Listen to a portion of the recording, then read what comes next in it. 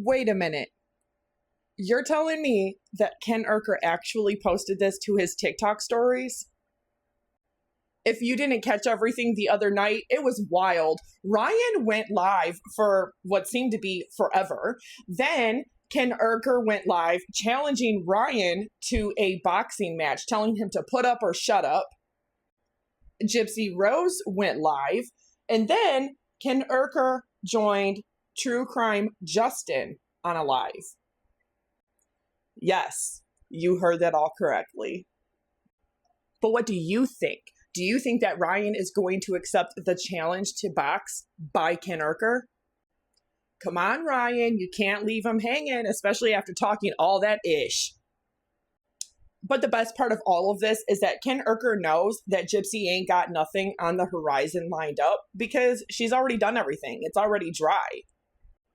So for him to make content, he now has to go to her ex-husband and create little dramas that don't even exist so they can have a reason to monetize this. All over a micro-deleted princess, mommy unaliver, and pathological liar. And how do we know? Because Ken, when he gets agitated and flustered, doesn't realize when he needs to shut up. And Ken may defend her to no end. But what he didn't realize was his Freudian slip. Oh, and we are so here for it, baby. We are so effing here for it. The feeding tube was completely unnecessary, seeing as how I watch her eat every day normally. And the second that she went to prison, she ate normally, regardless, no needing of a feeding tube. I see that she didn't need to sit in a wheelchair, even though her mother forced her to. Okay, she can walk just fine. And her mother knew that she could walk just fine. That's why her mother blacked out all of her windows to make sure that nobody could see her walking in her own house. I see that her mother shaved her head to give the appearance of looking sick, even though she didn't need to look sick. The casserole eating the mashed potatoes and all that. Like I said, I cannot put myself in the mindset of somebody who is being sheltered and abused by their guardian. I can't imagine what she was thinking at that time. But I can understand that she listens to her mother's advice, and she. But you know who can? People that were truly abused and are true survivors and victims. Did you know over 93% of the world's 8 billion people across 195 countries spanning across 7 continents are going to see some kind of trauma in their life? Addiction, alcoholism, loss, trauma, childhood trauma, SA, harassment, some kind of workplace harassment or SA, mental disability, mental health issues, mental illness, grief, depression, anxiety, some kind of accident or traumatic event, war, poverty, being displaced. That's more than 9 out of every 10 people on planet Earth will suffer something.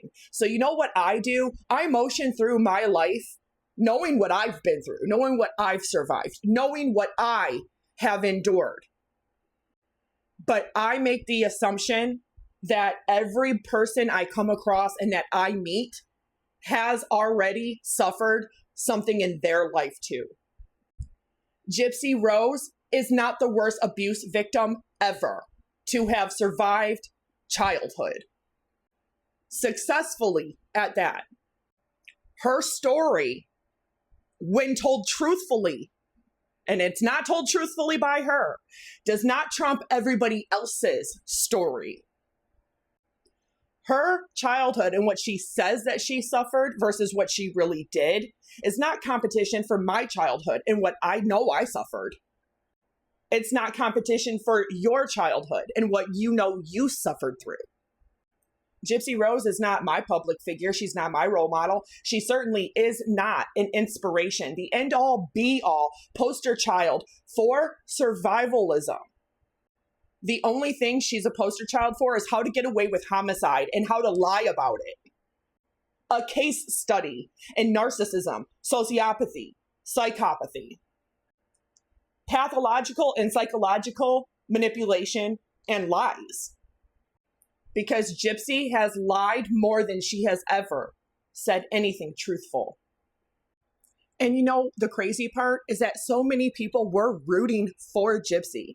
They really were. Because back in October of 2023, when I did my first video about her case and about a lie, a huge discrepancy that I noticed between the prison confessions of Gypsy Rose Blanchard and what she said at Nick's trial. I had a wave of people after 2024 when she was released come and say, oh no, but she survived this, but she survived that. But look at her own actions, words, choices, and behaviors, and then reevaluate if she's telling you the truth. Because she has done everything but tell the truth. Sure, she has said truthful things here and there, but that is how sociopaths, narcissists, people with psychopathy truly lend a little bit of credibility to what they're saying. They mix a little tiny bit of truth in with the lies.